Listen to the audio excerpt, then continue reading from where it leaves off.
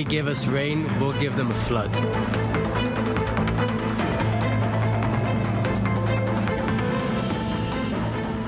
Hours after families in the north of Israel ran for their lives into underground bomb shelters, today Israelis trying to get back to a normal routine.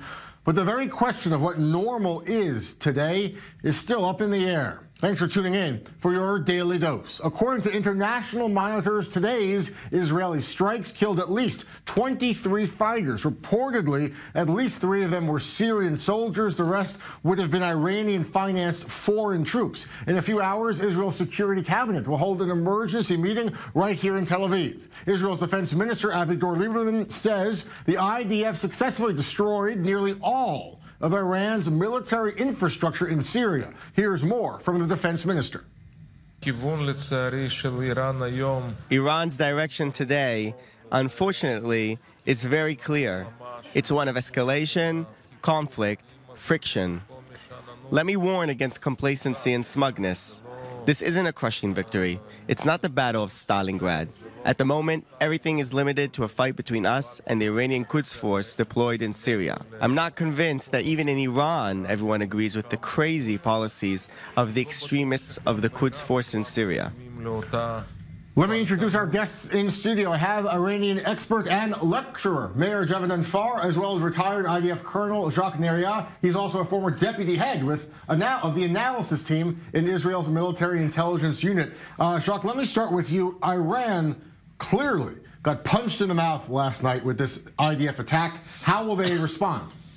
Well, they will reorganize. They understood that they have failed in the attempt to hit Israel.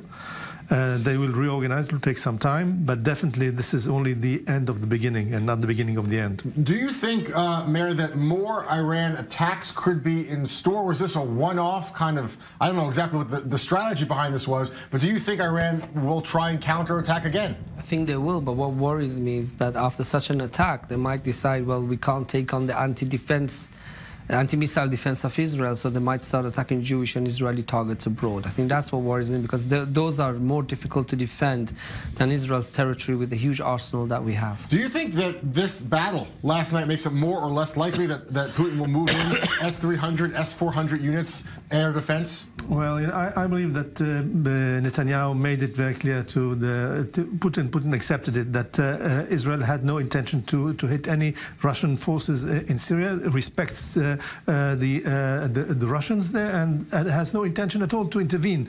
So he, on the other hand, Netanyahu explained to Putin that Israel faces some threats, and it has the complete right of self-defense in order to just operate inside Syria and hit those targets that are threatening it. And according to these lines, there's a line has been drawn between Russia and the rest of Syria, leaving some liberty of maneuver to Israel, and to try to go between the net without hurting too much the Russians. And Netanyahu was in Moscow yesterday. He is back now in Israel, and again in less than 4 hours.